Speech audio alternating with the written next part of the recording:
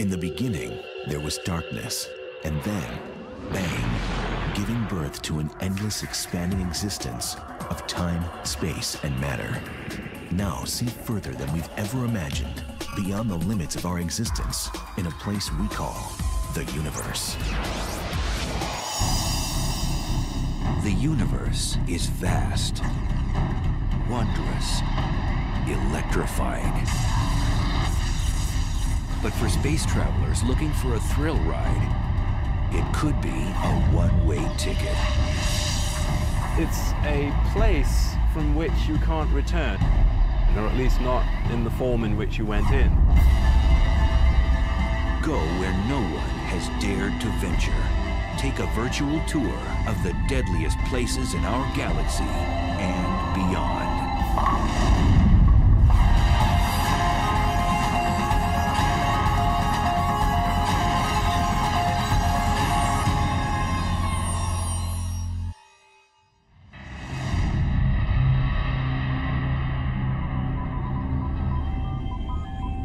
It's the ultimate frontier adventure.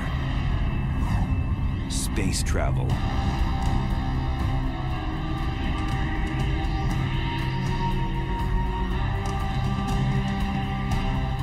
But when trekking through the galactic jungles,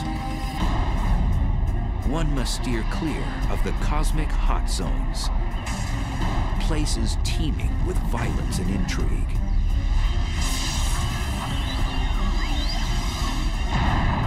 There are dangerous places, certainly very energetic phenomena that are a lot more powerful than atomic bombs being detonated, infinitely more powerful. The universe does seem to be a very violent place. It seems to have been born in a violent explosion called the Big Bang, and there's all sorts of violent processes going on.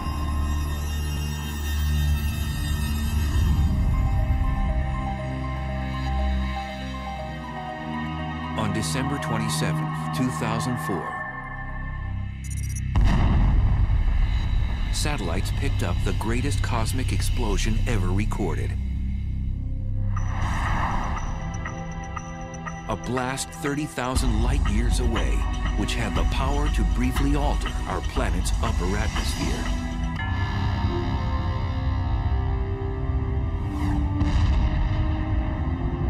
The blast was caused by a magnetar, the densest and one of the most dangerous stars in space. The magnetic field strength of a magnetar is about 1,000 trillion times the magnetic field energy of the Earth. And for reference, this would wipe the information off a credit card at a distance of about 100,000 miles away. Now this distance is sort of half the distance to the moon, so it's very nearby by astronomical standards.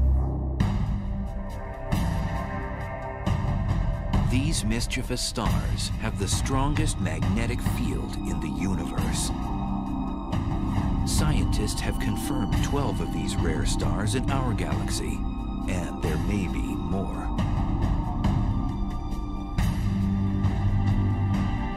Caltech's Brian Cameron scans the Milky Way for these strange stars.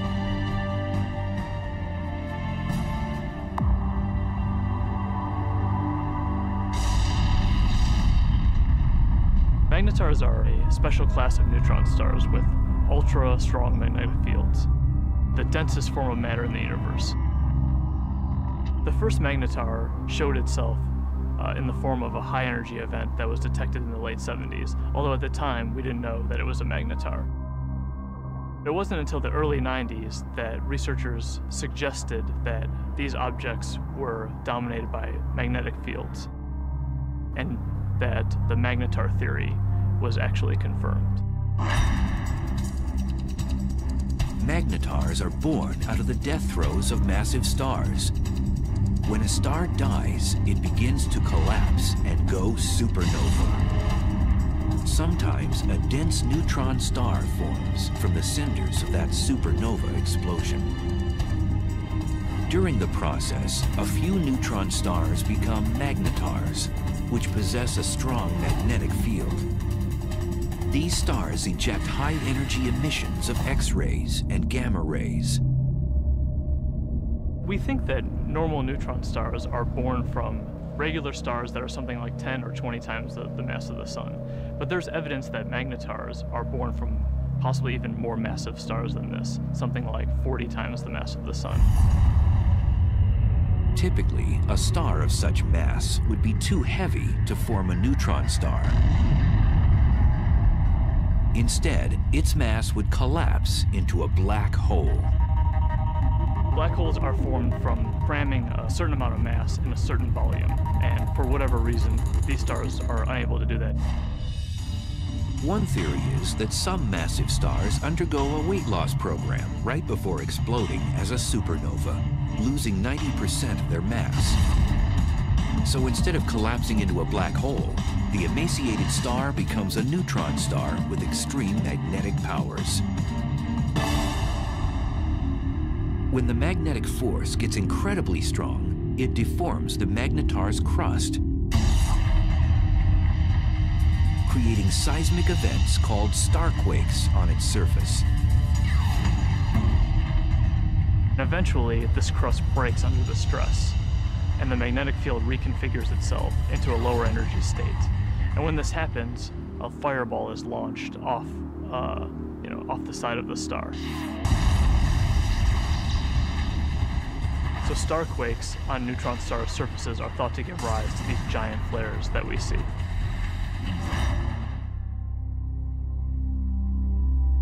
After a magnetar undergoes one of these flares, it outshines all the stars in the galaxy for the few tenths of a second that it's taking place. Within these giant flares are short bursts of gamma rays which move at the speed of light. The giant flares from magnetars are gamma ray bursts. They're very short in duration, less than a second, and have very hard X-ray spectra compared to another class of gamma ray bursts. If a deep space traveler veered off course and was unlucky enough to pass within 700 miles of one of these massive objects, the consequences would be horrific. The magnetic field of the magnetar can literally warp the atoms in human flesh, and its gravitational forces would tear a person apart.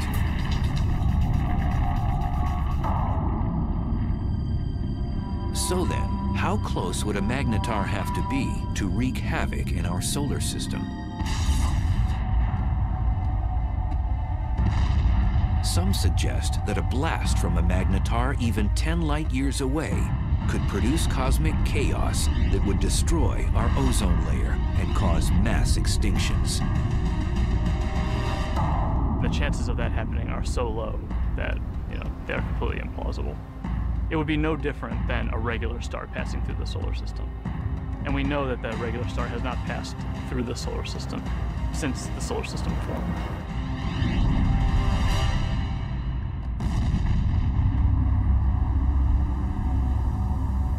Scientists think that magnetars are only a few thousand years old and will become dim after 10,000 years. We're just now starting to understand the life cycle of magnetars. We think that they're very young, but how young is still uncertain.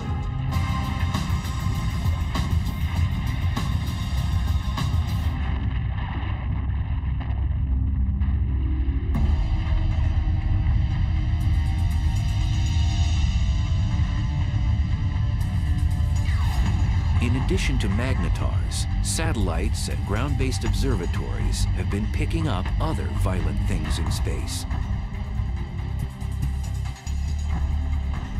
Scientists have now confirmed the existence of a phantom-like force that's so strong that it might very well be the most vicious phenomenon in the universe.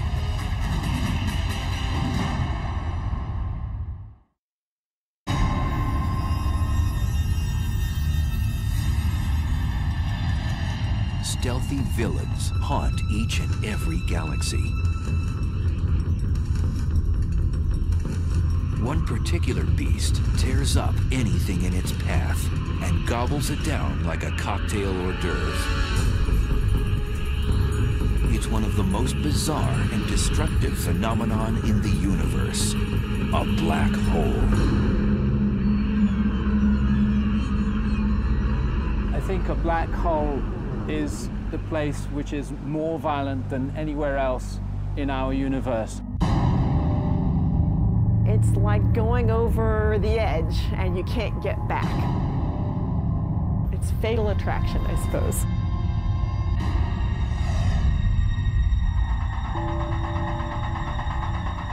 A black hole is a region of space where the pull of gravity is so immense that nothing can escape it, not even light.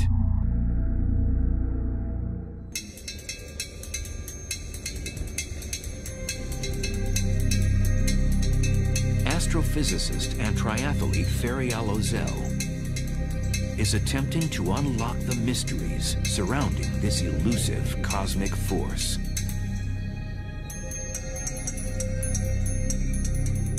In a black hole, the gravity is so strong that no other force can compete with it, so everything collapses to a single point. Ozel says whatever has a close encounter with a black hole will fall victim to its relentless tidal force of gravity. Imagine you're swimming in a pool and there is no current. You can go whichever direction you want. Now imagine you're taken out of this pool and you're in a river. Imagine a current that is much, much, much stronger. That the only direction that you could go would be with this current. The space around the black hole acts like this wild river. You could never fight this enormous drag that you feel.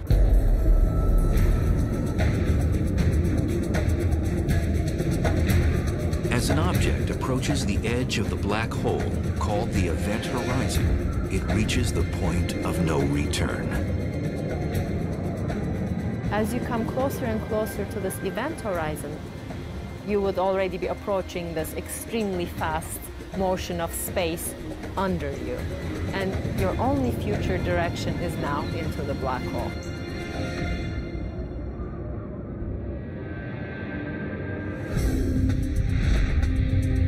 The idea of the black hole as a whole sometimes can be a little bit confusing. What it really is, in some sense, it's a place from which you can't return, or at least not in the form in which you went in.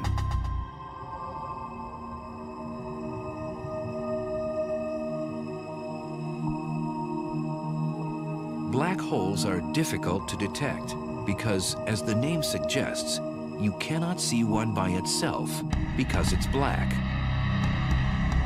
But scientists have spotted a black hole when its gravity affects something else in space, such as a passing star. A completely isolated black hole would not be visible. What we really see from a black hole is actually the hot material that's swirling around it and that's being sucked into it. So in the neighborhood of these powerful black holes, you'll get a lot of radiation resulting from the black hole pulling in material and stretching it and twisting it as it's falling in. Black holes consume anything in close range, and there are billions upon billions of them prowling the universe.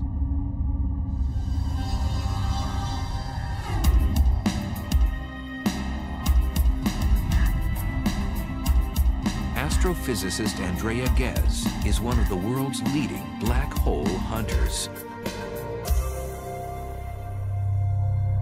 Black holes are not picky eaters. They'll dine on whatever get nearby. So they will happily eat gas. They will happily consume a star or a planet. When a black hole dines in a star, it does so first by tearing it apart. You might think of silly putty being stretched out, and then it just streams on in, sort of like water going down a drain. It's completely pulverized.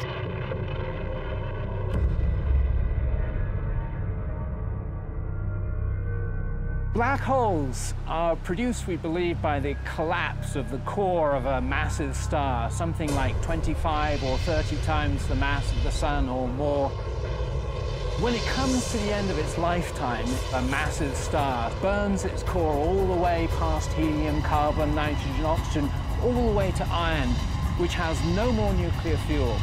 And when that iron core builds up to a certain mass, there comes a point where it can no longer support itself, and the core will collapse all the way to a black hole, producing at the same time a supernova.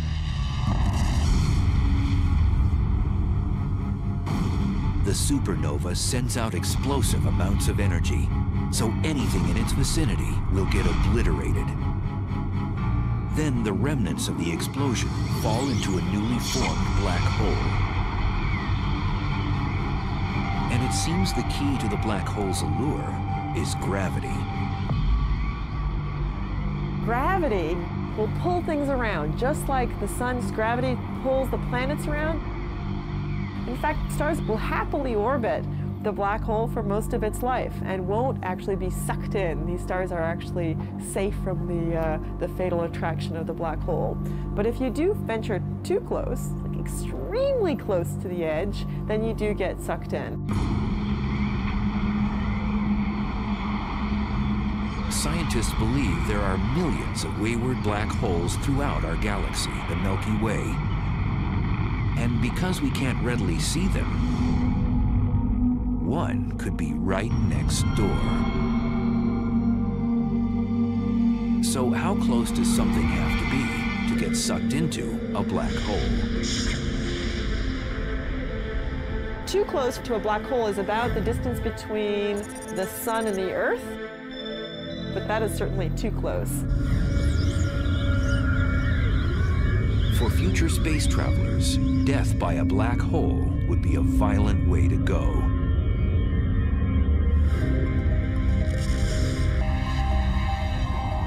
The method by which a black hole could kill you depends on how big the black hole is. They come in two categories. Most of them are the stellar mass black holes, which are 5 to 30 times the mass of our sun. If the black hole is stellar-sized, then the tidal forces near the black hole are strong enough that it will tear you apart tidally, even well outside the event horizon. If you wanted to fall into a black hole, you certainly wouldn't want to fall into one of those. It will spaghettify you. But in addition to the stellar-sized black holes, there are others that are mammoth, millions to a billion times the mass of the sun. And now scientists believe that these monsters hold center court in every galaxy, including our own.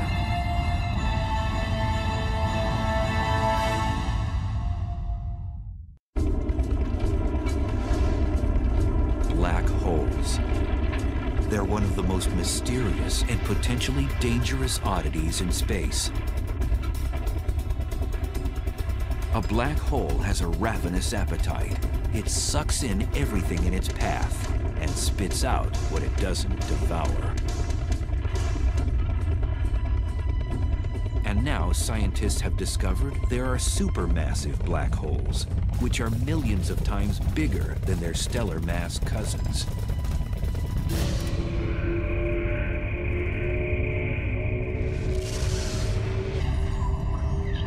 And evidence suggests that supermassive black holes were born after the Big Bang, when the universe was first created. The leading idea is that they would have formed just like a stellar black hole from the collapse of the core of a massive star.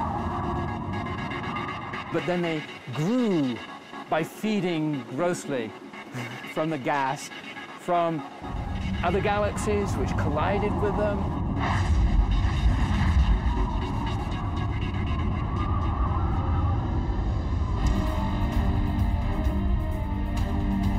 Scientists have discovered that these black ogres wield their power in the center of galaxies.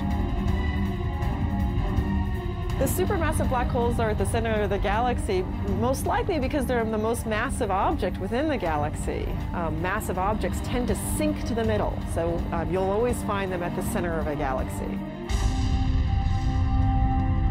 For a long time, scientists didn't think a supermassive black hole existed in our neck of the universe, the Milky Way.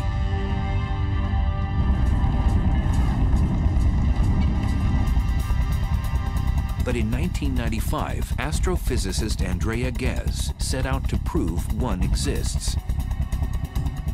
We've done an experiment over the last 10 years to ask the question, is there a supermassive black hole at the center of our galaxy? And the way we did this experiment is to use the motions of stars at the center of our galaxy to test whether or not there's a large amount of mass inside a very small volume. And that's the proof of a black hole.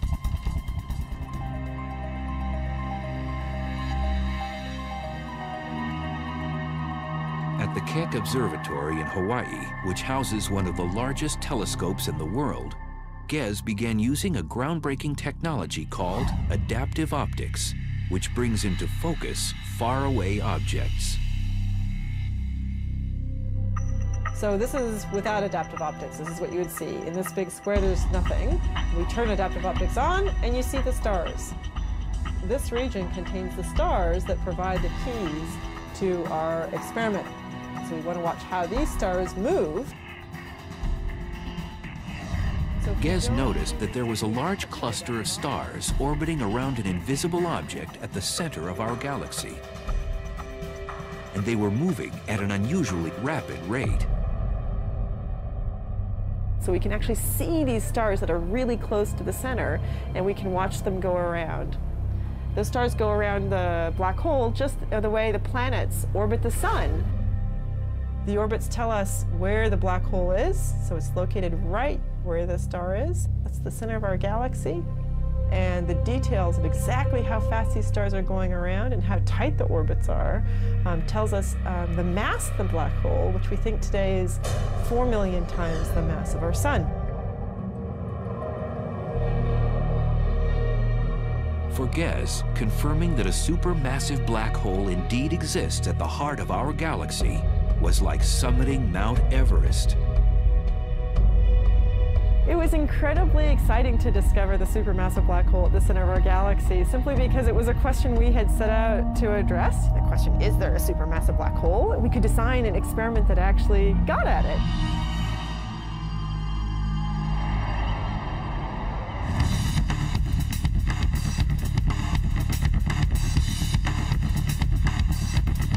Astrophysicist Andrew Hamilton says death by a supermassive black hole would be much different than by its smaller stellar mass relative.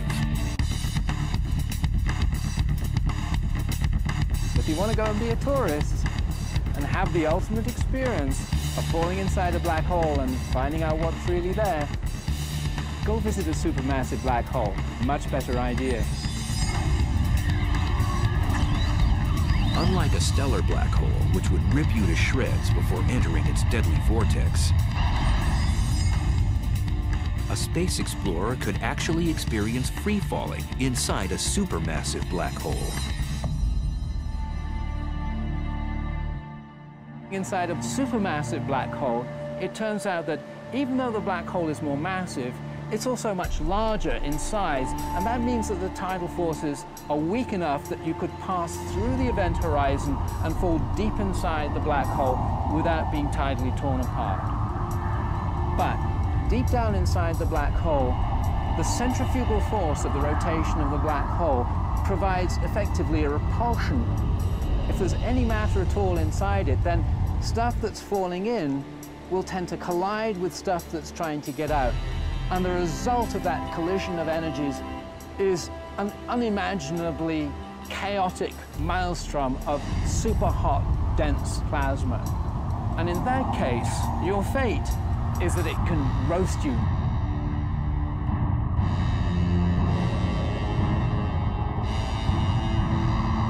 So how close would space travelers have to be to get sucked into a supermassive black hole in the center of a galaxy?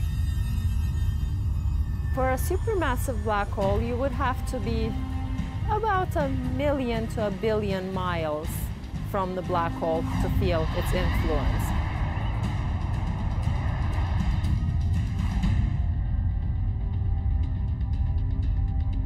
Over the years, the Chandra X-ray Observatory has caught our galaxy's supermassive black hole nibbling on cosmic matter, not binging like other supermassive black holes. Our black hole is today inactive compared to other black holes. Our galaxy has very little gas at the center, and so there's nothing really for the black hole to feed on. It's not eating very much. It's going on a bit of a starvation diet. Our galaxy's supermassive black hole appears to be fasting. This is partly due to the fact that as a galaxy ages, less and less matter is present for it to gorge on. But in the future, it might be quite a bit more active if it ever gets a fresh supply of gas at its center to feed off of. One way to rejuvenate our supermassive black hole's appetite is to collide with another galaxy. Sound implausible? 2 million light-years away, our closest neighbor, the Andromeda Galaxy, is charging toward us at almost 75 miles per second, or 270,000 miles per hour.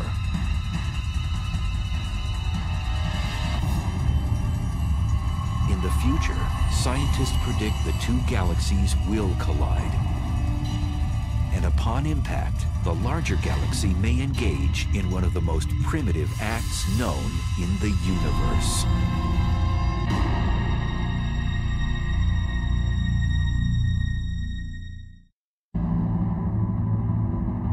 It's one of the most barbaric rituals in space. A larger galaxy eats a smaller one.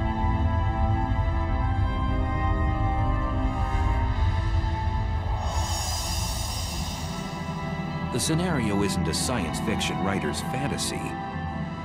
It's a cosmic reality. It's called galactic cannibalism.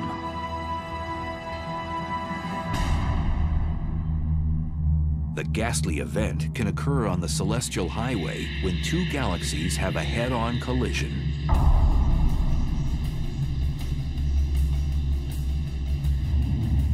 Both eventually meld together in a less than harmonious merger.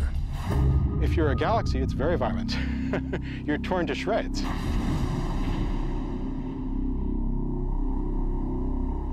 Joshua Barnes studies galaxy mergers. Acting like a crime scene investigator, he admits his research is a bit like inspecting a car crash. Imagine that you come across the scene of a car crash.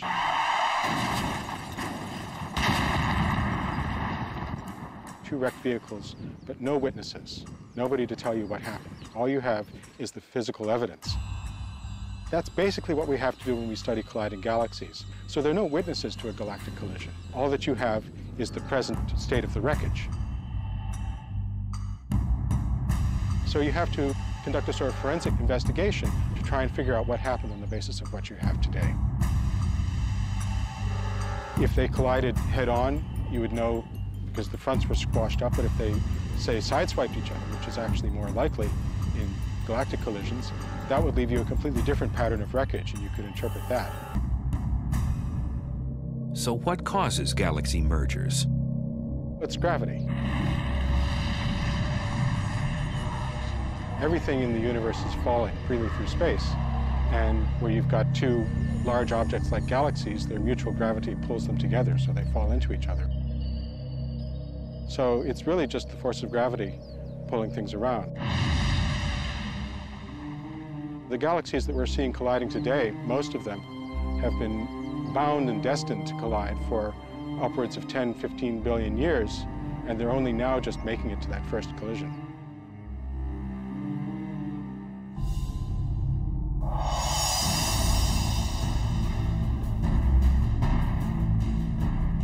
Our own galaxy, the Milky Way, is moving toward our neighbor, Andromeda.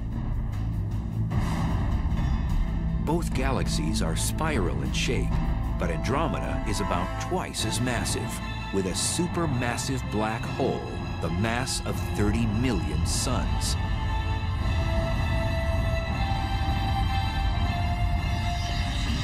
It'll look a lot like a dance. And you see the two galaxies come close together, so they kind of dance around each other, getting closer and closer and moving faster and faster before they finally come together. But at the point of impact, these galactic dancers will do more than pirouette. Each one has a spiral disk of stars, and then surrounding that, a halo of dark matter, invisible material that we can detect by its gravitational field. These two dark halos, which are much larger, will overlap as the galaxies pass by. Eventually, as the two galaxies spiral around each other closer and closer, you can no longer distinguish them as separate systems, and finally the nuclei merge.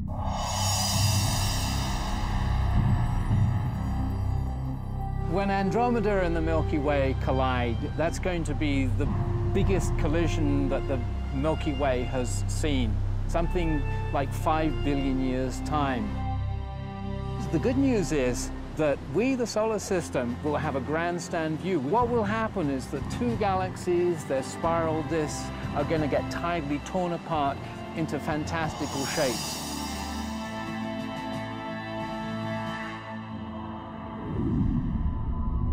When the disks start to get close to each other, they'll throw off long streamers of stars, so-called tidal tails.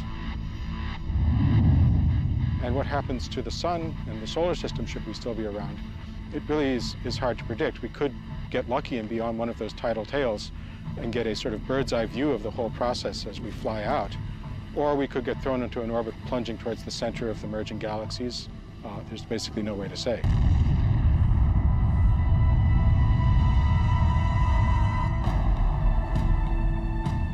During the merger, if our solar system moves through the suburbs or the edges of Andromeda, we might not notice anything.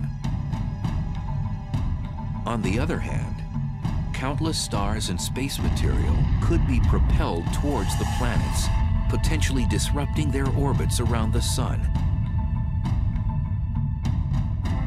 Moreover, the entire galaxy could face cosmic upheaval. We could have consequences which would nonetheless be dangerous. First of all, we could have a lot of star formation as a consequence of the merger.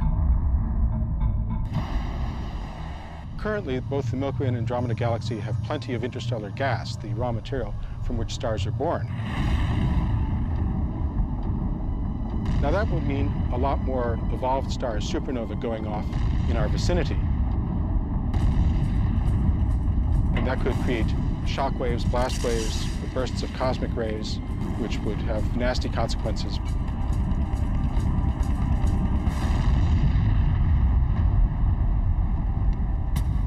After the merger, the fate of our solar system is uncertain, as the supermassive black holes of Andromeda and the Milky Way vie for power in the newly jumbled galaxy.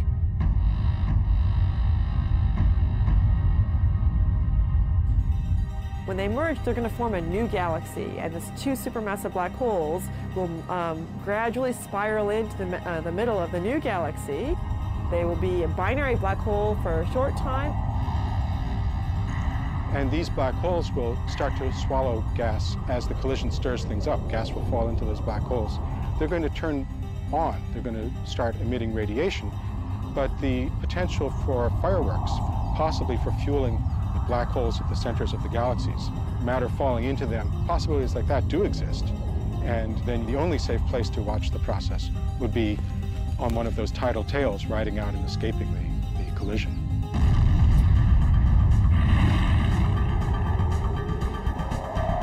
Some scientists think that Andromeda's larger supermassive black hole will eventually consume the Milky Ways.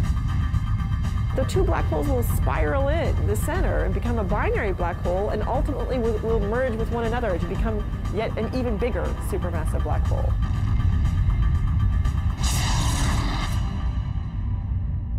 So a small galaxy colliding with a large galaxy is likely to be dominated by the larger galaxy. It'll essentially have most of its material absorbed by that galaxy and become subsumed into it.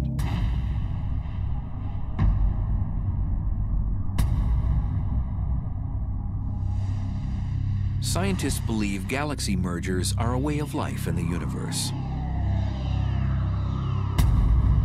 Modern galaxies, including the Milky Way, have grown larger by cannibalizing smaller galaxies. Every galaxy that we see has probably been through many collisions. The Milky Way has a central bulge of stars, which are probably the relic of a previous collision. Most scientists agree that the much-anticipated merger between the Milky Way and Andromeda won't happen for at least 3 billion years.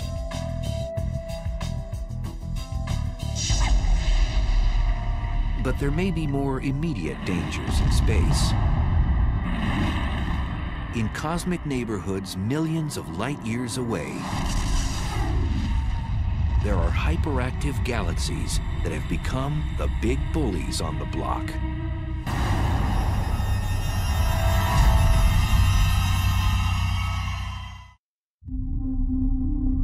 At the heart of some galaxies lives a cosmic monster. It transforms a run-of-the-mill galaxy into one of the brightest and deadliest in space. Quasars are peculiar objects, each powered by a supermassive black hole that continually swallows large amounts of matter, 10 to 20 stars every year. At the core of these objects lives a very large black hole. And the role of that black hole is to actually generate a huge amount of energy.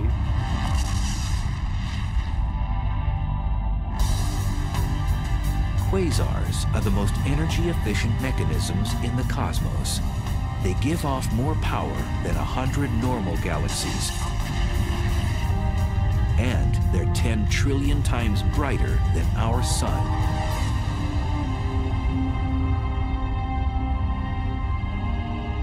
So how are quasars created in the universe?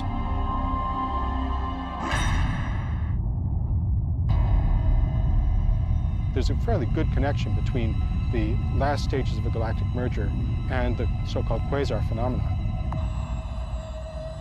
If that really happens in the case of the Milky Way and Andromeda, we could have, for a period of some tens or possibly even 100 million years, a quasar active in the center of the merged galaxies. And a quasar puts out about 100 times as much energy as a typical galaxy. And if we were actually thrown into an orbit which took us towards the center of the galaxy, we could get very close to that quasar and really get scorched. The word quasar stands for quasi-stellar radio source, which means star-like emitters of radio waves. The word was coined when the quasar phenomena was still a mystery.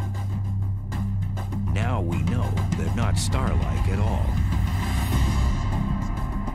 In addition to emitting radio waves and visible light, quasars also give off ultraviolet rays, infrared waves, X-rays, and gamma rays.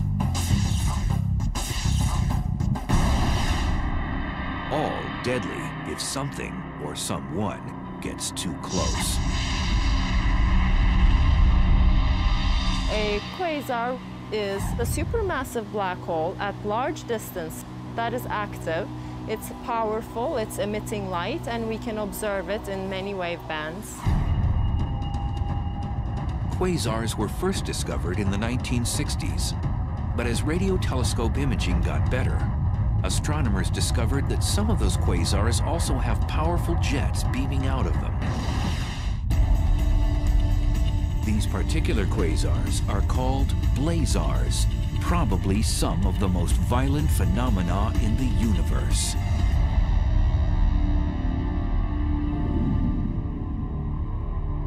Blazars are powered by black holes, just like quasars, but they're somewhat different in that all of that energy is being focused, or a large amount of that energy is being focused into jets, which are streaming out. A blazar's aggressive plasma jets produce radiation in the form of radio waves all the way through the spectrum up to high-energy gamma rays.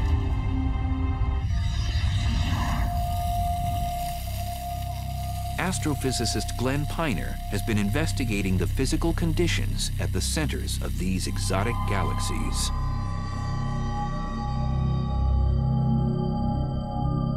We can use this fountain to visualize the geometry of a blazar. If that circular base of the fountain represents the accretion disk, then the jet of water that's coming up represents the jet of plasma coming out from the blazar. And if the Earth is sitting up in the direction that that water is going, then we would see this object as a blazar. To an astronomer, it's like looking down a fire hose. It really gets you in the eye. You see this bright, blazing thing that we call a blazar. These blazar jets move exceptionally fast. The fastest observed move at 99.9% the speed of light.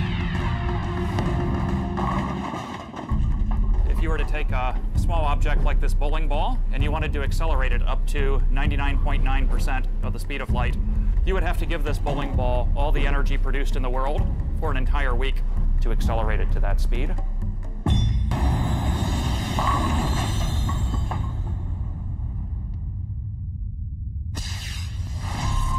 And in these blazars, we're accelerating not just small objects like bowling balls, but large masses of the mass of the planet Jupiter, or larger, to those speeds. So they're being given incredible amounts of energy by this efficient engine. Blazars pose unimaginable consequences to cosmic objects that get too close to its deadly jet. If there was a planet relatively close, a few light years from the actual jet, the radiation on that planet could be millions of times what it gets from the star. It would be continually exposed to high levels of radiation. So I don't think we want to look for life on a planet that would be orbiting a star that's in a blazar jet. Scientists link radio telescopes all over the world to achieve the magnification needed to zoom in on a blazar jet. So to give you an analogy for what kind of magnification that is, that would be magnification sufficient to read a newspaper that someone was holding in New York from Los Angeles. We'd love to look as close to the central black hole as possible so we could actually figure out how nature is accelerating these jets and getting them up to such high speeds. And we'd also like to know what it is actually that the jets are made of, because it turns out that's something that's currently not known. Until more is known about blazars, astronomers will keep a neighborhood watch for them, as well as all the other dangerous places in our uncontrollable universe. Definitely there are violent events going on in the universe. Much, much more energy than we can even imagine on Earth. There are trillions of suns shining all at once. Those are the kinds of energies that we're talking about. But in that case, the fact that we are far away from them helps the survival of our species. If we're actually traveling through space, then definitely we will have to be worrying about these events.